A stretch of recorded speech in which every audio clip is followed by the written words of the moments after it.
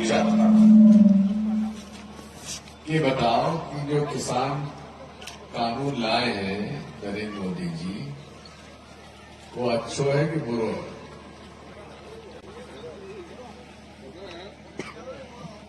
अच्छो है कि बुरो है? बुरो है। काय बुरो है? अरे देश बटा दिए पूरा अपना है, देश बेटा रहो। हाँ। वह प्रधानमंत्री कौन है चुनो? अपने चुनो कि दूसरे चुनो? नहीं, मोदी है तो हम नहीं, आप जैसे बहु काटे जैसे मोदी काट जाओ। बात यह नहीं है।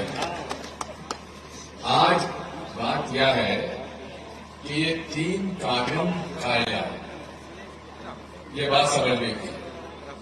ये तीनों कानून यह वास्ते लाए कि पूरे देश में अनाज, दलहन, तिलहन, सब्जी, भाजी, फल फ्रूट, दूध, इन सबको व्यापार अंदाजा लगाओ कितने लाख करोड़ को हो।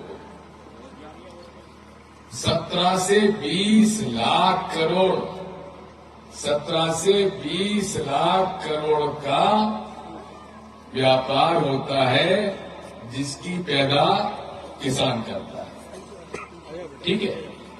अब उस पर नजर है बड़े बड़े पूंजीपतियों की, जो भारत के हैं उनकी भी और जो विदेशों में है उनकी भी। अरे क्या बात है कि अपना जो संविधान है, जो बाबा साहब अम्बेडकर ने बनाओ, गांधी जी ने, नेहरू जी ने बनाओ, जिन्हें हमें प्रजातंत्र दो, लोकतंत्र दो। पहले के जमाने में राजा रानी के पेट से पैदा होते, अब तुम्हारे वोट से राजा बनते हैं। बनते कि नहीं बनते? ये लोकतंत्र कौन ने दिया? संविधान ने दिया। अब भारत के संविधान में यह बात है कि खेती किसानी को जो भी काम है वो केंद्र सरकार को अधिकार नहीं है, राज्य सरकार को अधिकार है। खेती किसानी पे कोई कानून या नियम केंद्र सरकार नहीं बना सके, राज्य सरकार बनाएगी। और इसी पे, यही पे आधार पर मंडी कानून बनो। मंडी कानून काय बनो? या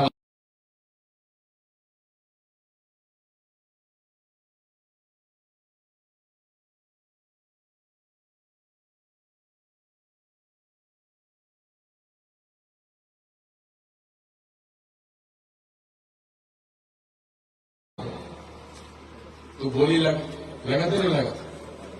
अब मंडी में बोली लगी, ये व्यापारी ने ज्यादा भाव दो आया अपन ने, तुलाई आपके सामने हो। वहां में कोई गड़बड़ी है, पेमेंट नहीं भाव, तो आपके पास मंडी सेक्रेटरी के पास जाओगे, मंडी को अध्यक्ष के पास जाओगे, हमारा निपटारो करो, निपटारो, फिर मंडी कमेटी कर देती।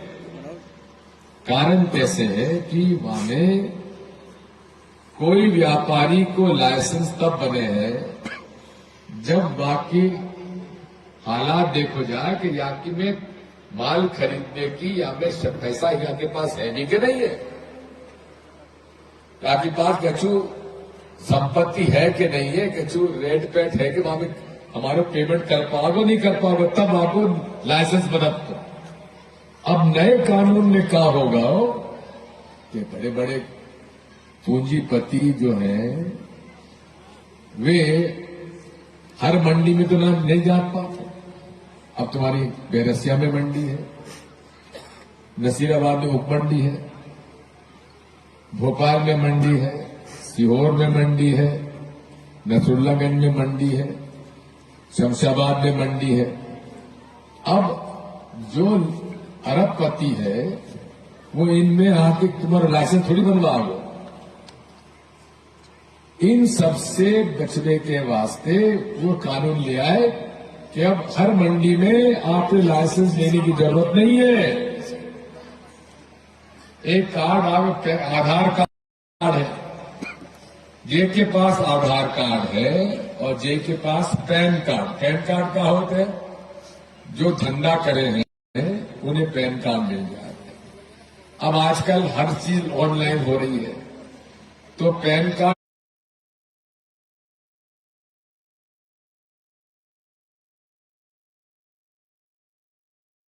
बन जाए 500 550 रुपया में, जब तुम चाहो पैन कार्ड बन जाओ। आधार कार्ड तुम्हारे पास पहले से ही है, और वहां के आधार पर तुम देश में कहीं भी माल खरीद सकते होता है। तुम्हारे घर में खाने को नहीं है, लेकिन करोड़ 2 करोड़ तो माल कहीं भी खरीद सको।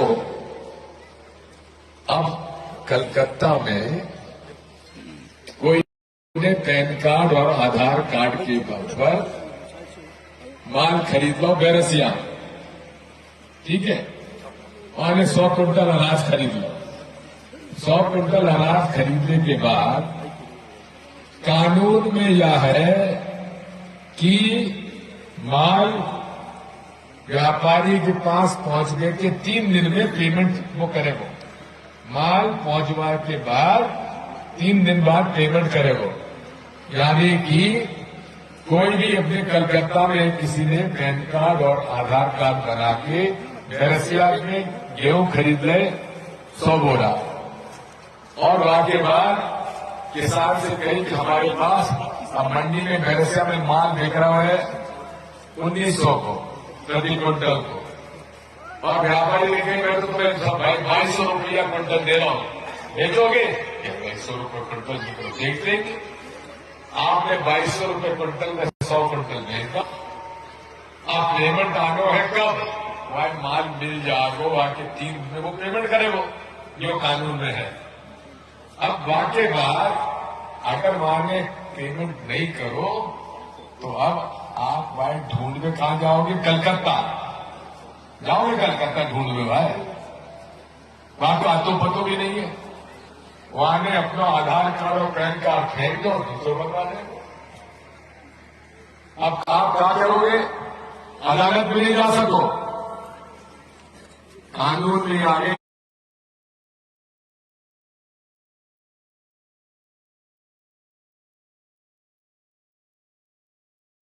आप कोई भी किसान अदालत के में जा नहीं सके।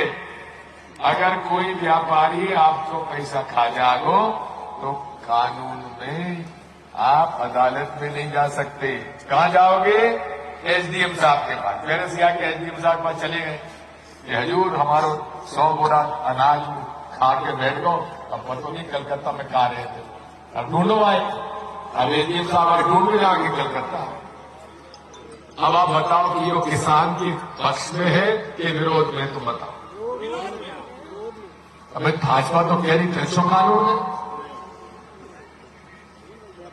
बात यह है, ये पूरा कानून जो तीनों बनाए गए हैं बड़े बड़े खरबपतियों के लिए बनाए गए हैं, इसलिए इसका विरोध कर रहे हैं। ये कहते हैं कि हमने भाजपा कहती है कि हमने आजाद कर दिया, किसानों को आजाद कर दिया। अरे पहले भी कौन सा किसान आजाद नहीं? आपका माल था, आप चाहे भोपाल में बेचो या बैरसिया में बेचो, कोई रोक ठीक था। बैरसिया वाले सीहोर में बेच आए या मकसूदनगढ़ में बेच आए, तो कोई रोक रहा था आपको? कोई नहीं रोक रहा था। फिर आजाद कानून में कैसे आगे ला दिया? झूठ बोलने में माहिर है ये लोग, झूठ बोल क्या बोले से झूठ बोलने में आप माहिर हैं कि नहीं? तो उनकी बड़ी तारीफ करो तो मेरे पास आके मोदी की बैठ जा।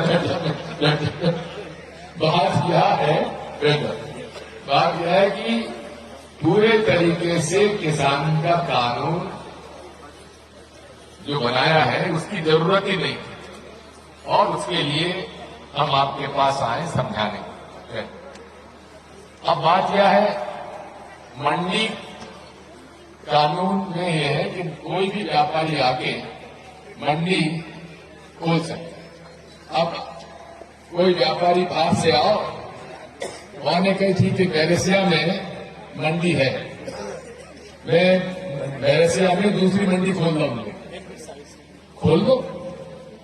अब आने मंडी खोल ले। अब वहां पे नियम कानून कुछ नहीं। अब ठीक है, वहां पे मंडी फीस वो मंडी फीस नहीं लेंगे, मंडी लोग कहेंगे अच्छा भैया अच्छा हमें मंडी फीस बचत हो जाएगी, हमें भाव अच्छा मिल जाएगा, 2-3 साल वो भाव ज्यादा भी दे देगा। एक हरियाणा में किस्सा सुना लोग बात। एक व्यापारी आओ एक गांव में, वहां ने कही ये गांव में जितनी बिलैया हैं मैं 300 रुपया में खरीदूंगा। तो वहां की अच्छी बात है, 300 रुपया में बिलैया पकड़े हैं सब भेज देंगे आप व्यापारी है।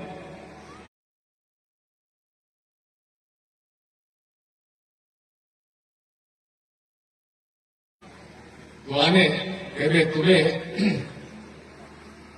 एक बिल्ली के 300 रुपये दूं। तो आने कहे ठीक है, लोग लग गए बिल्ली पकड़ा दें। तो बिल्लियां एक ने पकड़ी, 2 ने पकड़ी, सबने पकड़ ली। जब 4-5 बिल्लियां रह गई तो दूसरा व्यापारी आओ, वहां ने कही कि अब तुम्हें बिल्लिया में दोगे तो अब तुम्हें 600 रुपया दूंगा। तो उन्होंने कहा यार ये बात भी ठीक है। तो पुराने व्यापारी के पास गए कि भैया 300 रुपया ले लो, हमारी बिल्लिया वापस कर दो। अब उनने कहा कि भाई देखो मैंने बिल्लिया ने दूध पिलाओ, रोटी खवाइए, अब मैं 300 रुपये में नहीं, मैं तो 500 रुपये में बेचूंगा। तो कहती 500 रुपये में बेचूंगा। अब वो बिल्लिया उनसे ले आओ। अब दूसरे व्यापारी ढूंढ तो फिर 600 रुपया में खरीद रहा उसको, वो खागा, व्यापारी होगा गायब। इस तरह से व्यापारी भाग से आएगा, आप लोगों को ऊंचे सच्चे वादे करेगा और भाग जाएगा, वहां ढूंढने कहीं जा नहीं पाओगे। यही वास्ते मंडी को कानून बनो है। कोई गड़बड़ करेगा तो उस पर उसका नियंत्रण है, अदालत है, कानून है। इस मोदी जी ने वो सब कानून इन कानूनों से खत्म कर दिए हैं, इसलिए हम इसका विरोध करते हैं। करना चाहिए कि नहीं करना चाहिए विरोध? अब भाजपा कहती है ये अच्छा कानून बनाओ, मोदी जी ने कानून बनाओ। दूसरी बात यह है कि मंडियां जब खत्म हो जाएंगी तो प्राइवेट मंडियां जो आ जाएंगी, उसमें जब भी आपके पास कोई ऐतराज होगा तो आप उनसे अदालत में जा नहीं सकते। एसडीएम साहब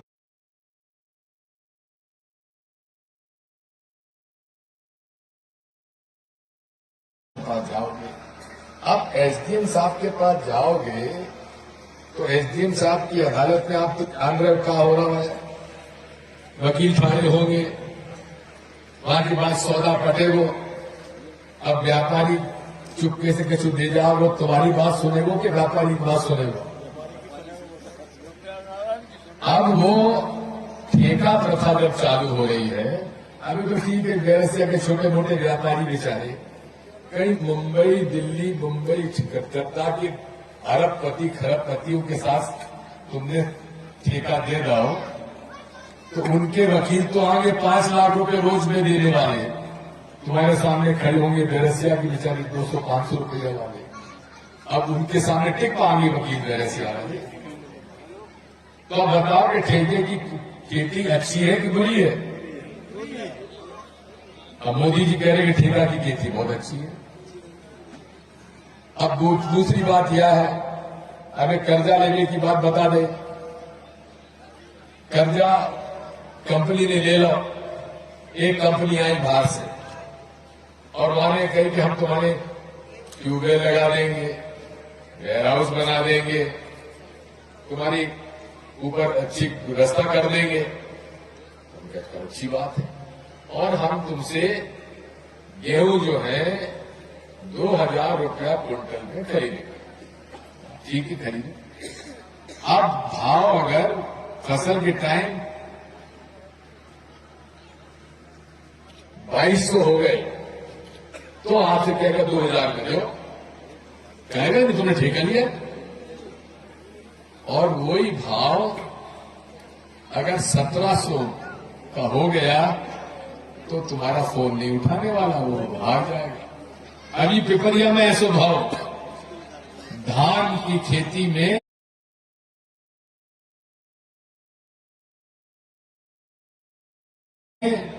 ठेका अपने वाने कही कि 3,000 रुपया बोरी में तुमसे धान खरीदो। जब धान बाजार में 3100-3200 बिक रहा तो 3,000 में खरीद रहा था। ये दिन 2800 रुपये होगा, वह दिन बाकी की कारिंदा है उनने सबने फोन बंद करे और बंद करे। ये हालात अब पूरे देश में हो जाएंगे इस कानून के तहत। यही नहीं है, ये कमल पटेल जी हमारे कृषि मंत्री जी हैं। जब ये कानून आया तो एक खोजा ट्रेडर है खातेगांव, जैसे ही कानून आया तो वो मंडी में वो व्यापारी था तो उसने अपना मंडी को लाइसेंस कैंसिल करवा लो। क्या वास्ते कैंसिल करवा लो, क्या कोई जरूरत नहीं है, पैन कार्ड आधार कार्ड आप खरीद कर लो।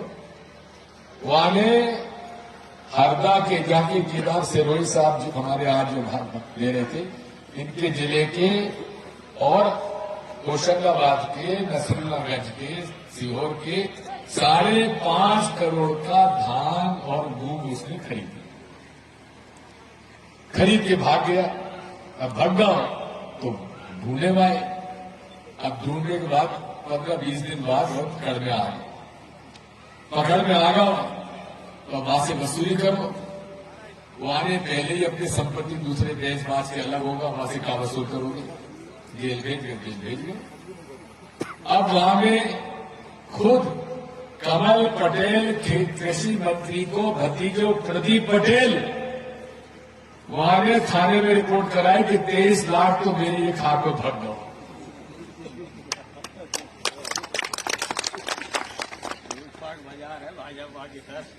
तो अब ये लूटपाट जो थी, ठीक थे, बड़े लेन से लूटपाट कर लो, अब तो गरीब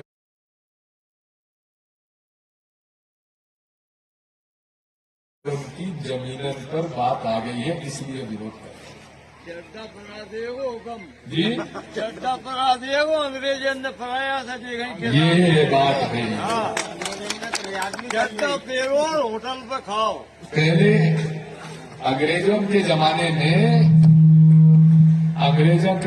में तो ब्रिटिश इंडिया कंपनी आई थी, धंधा करके आई थी और राज करो 150 साल तक। अब यही हालत, ये कंपनियां विदेशों की आएंगी, हमारा किसानों का शोषण करेगी, जमीनें खरीदेंगी। अभी भी जमीनें बिक रही है किसानों की, व्यापारी खरीद रहे हैं, जमीनें खरीद रहे हैं, नहीं खरीद रहे हैं। और अब बड़े बड़े व्यापारी और आ गए तो आप समझ रहे हो क्या हाल हो। तो ये हाल अब किसानों की, गरीब की हालत बिगड़ती चली जाएगी, इसलिए हम विरोध कर रहे हैं। दूसरी बात, ये कहते कांग्रेस ही करा रहे हैं सब। अरे पंजाब के अकाली दल का नाम सुना होगा आपने, अकाली दल, प्रकाश सिंह बादल मुख्यमंत्री रहे बहुत दिनों तक। वे भारतीय जनता पार्टी के सबसे बड़े समर्थक थे।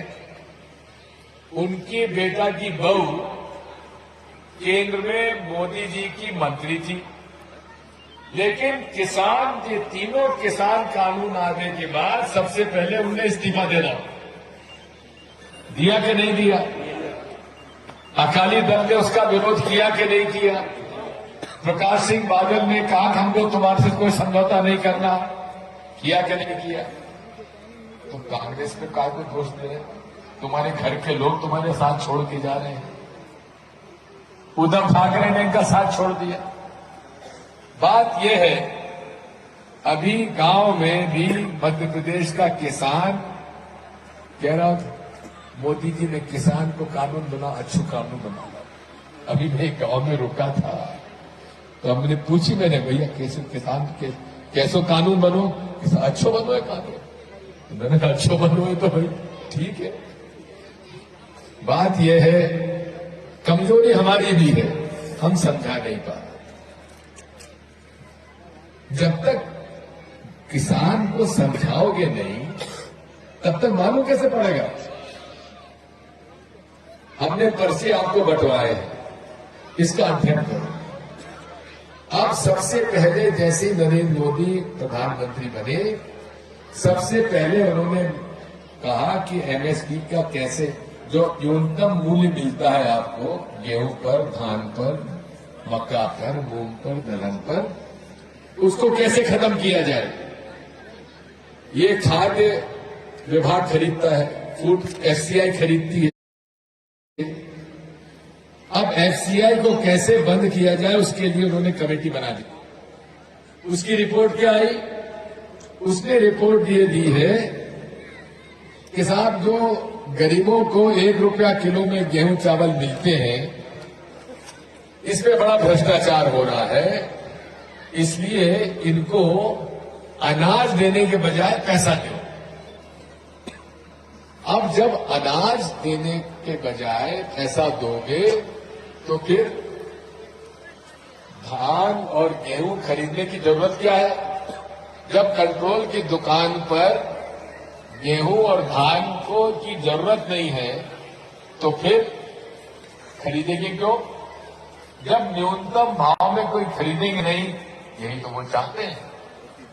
क्यों चाहते हैं?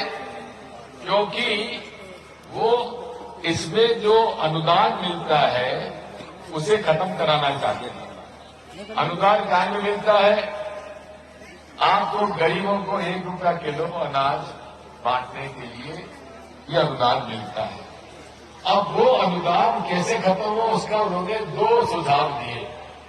पहला सुझाव कि साहब एक काम करो कि आप अनाज लेना बंद कर दो, इनको पैसा इनके खाते में जमा करा दो। अब पैसा जमा करा दो, कितना पैसा जमा होगा? अब 1 रुपया में आपको गेहूं चावल मिलता है तो वो कह देंगे साहब ठीक है, इनको 1 रुपया प्रति किलो इनके खाते में जमा करा दो। अब क्या उससे आप और अनाज बाजार में खरीदो, जाके बाजार में बिकेगा आपको 2200 में, 20 रुपये 22 रुपये किलो में। इस तरह से वो गरीबों का पेट भी काटना चाहते हैं और साथ में न्यूनतम मूल्य में खरीद बंद करना चाहते हैं। एक दूसरा, कुछ दिन पहले एक वो बाबा है ना जो धंधा करता है, वो कहता था कि तुमको 30 रुपया लीटर तेल डीजल चाहिए कि 70 रुपये? लोगों ने कहा 30 रुपया। तो उन्होंने कहा कि तुमको 30 रुपये दिलाएंगे। अब जब डीजल 100 रुपया को होगा, तीन कानून खत्म हुआ है।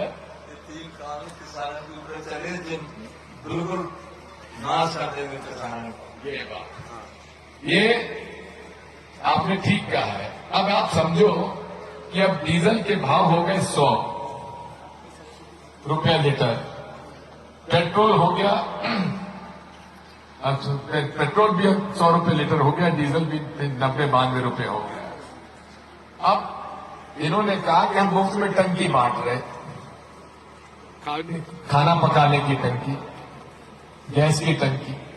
अब गैस की टंकी में मुफ्त में पहले बांट दी और उसके बाद सब्सिडी खत्म हो गई। इसी तरह से खाद का भी 50 किलो की बोरी आती, अब रह गई 45 किलो की। तो ये सारी बातें हैं, समझाने की है। कमजोरी हमारे लोगों में है। हम जो नेता लोग हैं ना, वो आपको समझाते नहीं सही ढंग से, बस आए और अपनी जय जय राम जय सिया राम की और चाय पिया, दाल भात में खाए और चल गए। अरे समझाओ किसानों को, गरीबों को कि हो क्या रहा है देश में। यहां तो हालात ये है कि चाहे हमें लूट लो, धर्म कर्म के नाम पर वोट देते रहो। तो बात यही है कि अब आप देखो, पंजाब और हरियाणा के बड़े बड़े किसान, छोटे किसान घर द्वार छोड़कर 100 दिन से दिल्ली में पड़े हुए हैं। और ये हमारे प्रधानमंत्री जी उनसे मिलने के लिए तैयार नहीं है, हालात ये है।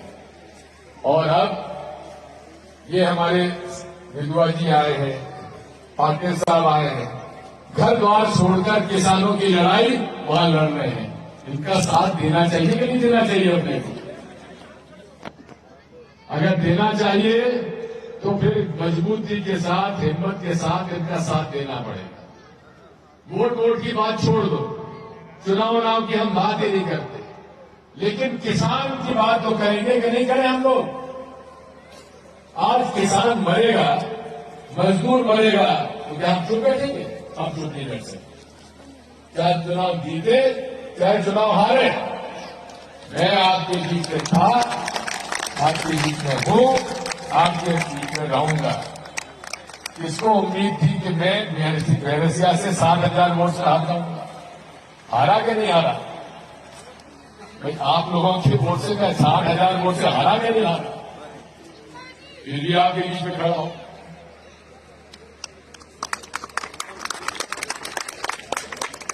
और जीतने वाले कहां पर है? अब मैं ज्यादा और कुछ नहीं कहना चाहता, मैं इसको राजनीति में नहीं ले जाना चाहता। मैं तो आपसे इतना कहने आया हूं, हमारे केदार सिरोही जी ने जो बात कही है, हमें पंजाब, हरियाणा और उत्तर प्रदेश के लोग जो आज परिवार को छोड़कर वहां बैठे हुए हैं, उनका हमें साथ देना है। और साथ देने के लिए एक मुट्ठी अनाज हर घर से इकट्ठा करो, गांव-गांव को समितियां बनाओ और किसान सैनिक बनाओ, नौजवानों को किसान सैनिक बनाओ, उनको दिला दो और लड़ाई लड़ने के लिए मजबूती के साथ गांव-गांव में घूमकर प्रचार करो। ये पर्ची हमने जो बांटी, इसको छपाओ, बांटो और जाकर बताओ कि किस प्रकार से हमें इन किसान कानूनों का विरोध करना है, क्योंकि ये किसान विरोधी कानून किसानों के खिलाफ है, बर्बादी का कारण बनेगा। क्योंकि आज इस हालात में हम लोग को पहुंचा दिया है, इसलिए हम आपके बीच में आए। आपको मैंने समय दिया, बहुत बहुत धन्यवाद। अब 3-4 हम नारे लगाएंगे। किसान एकता जिंदाबाद, किसान एकता जिंदाबाद। सब लोग नहीं बोल रहे हैं, ये अच्छी बात नहीं है। इसका मतलब जो नहीं बोल रहे हैं वो वही किसानों के खिलाफ है। किसान एकता, किसान एकता, हम सब, हम सब, हम सब। धन्यवाद। भारत माता की।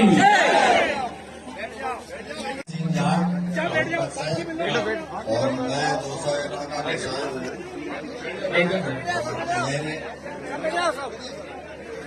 मेरे मन में अभी शंका है इस कानून को लेकर, इसमें इतनी बारीकियां हैं कि मैं नहीं समझ पा रहा हूँ। अब मान लीजिए मेरे को भंडारण करना है इस कानून के बाद, तो क्या मैं अपना अनाज भंडारण कर सकता हूँ या नहीं? आपको भंडारण करने की पूरी छूट पहले भी थी और आज भी है जी। ऐसा है, भंडारण पर जो लिमिट थी वो इसलिए थी ताकि बहुत बड़े बड़े व्यापारी बाजार का सारा माल न खरीद लें, जिसकी वजह से बाजार में कमी आ जाए और उसमें फिर बड़ी कीमतों में वो बेचे। किसानों को भंडारण करने की तो कोई रोक टोक है नहीं। इस कानून के बाद, इस कानून के बाद भंडारण में कहीं कोई रोक टोक नहीं। हमारे युवा किसान प्रश्न करना चाहते हैं। मैं ग्राम पंचायत रायपुर बैरसिया गोपालिया से हूँ। मैं एक 30 एकड़ का काश्तकार हूँ, उसके साथ में मेरी एक दवाई की दुकान है। तो मैं ये जानना चाहता हूँ, गेहूँ का मैंने 1400 में बेचे और अभी भी रखे, ये आगे जाके हम ये दवाई भी बेच पाएंगे? वो भी अडानी जी मोदी जी बेचेंगे। बात ये है, अभी तो हालात नहीं आई है, लेकिन धीरे धीरे हालात ऐसी बनती चली जाएगी कि जब आपकी खेती किसानी समाप्त हो जाएगी, फिर दवाई के हालात, दवाई की दुकान में तो फिर बीमारी अगर बढ़ेगी तो दवाई की दुकान आपकी चलेगी। कमलनाथ जी मदद कर सकते जाते हैं। जावेद गोल्डीपुरा। इसमें बात यह है, जमीन हमारी जाएगी जब जो कानून बन गए हो। नहीं, जमीन तब जाएगी जब आप ठेका पे अपनी जमीन कोई और दूसरे दे दोगे। तो देनी तो पड़ेगी मजबूरी। अब मजबूरी में देना पड़ेगी तो फिर यह बात एक बात और है, आपने ठेका पे कोई जमीन दे दी और पटवारी से मिलकर वहां ने कब्जा आपको लिखवा लो, कंपनी ने, हाँ कंपनी ने लिखवा लो, हाँ, और आपने वहां में बात नहीं करी। अगर वहां को कब्जा 5 साल के लिए होगा तो जमीन वहां के नाम चढ़ जाएगी, नहीं चढ़ जाएगी? चलेगी जब तो किसान तो अनुभव है, भगवान को दस्तखत करा देगा। ये कमरखान जी मजीदगढ़, हाँ जी, हमारे गांव मजीदगढ़ में पार्टी से जलापन चले और हमारे कोई भी काम नहीं हुए, वो अपन हमारी जमीन से बंद है। वो अपन बाद में देखेंगे, अभी तो किसानों की जावेद गोंडीपुरा।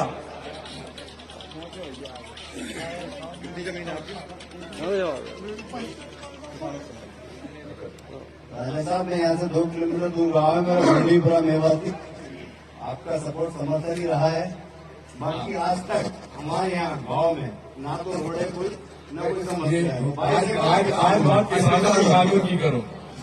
ये बाबा ने गौशाला की बात करी है, कचौड़ीलाल अग्रवाल जी, इस पर हम विचार करें। लोग एक किसानों की बात करो। राजा साहब, ये कानून लागू हो गया, कॉन्ट्रैक्ट फार्मिंग जब होगी तो उसमें मजदूरों का, मध्यम वर्ग के लोगों का क्या होगा?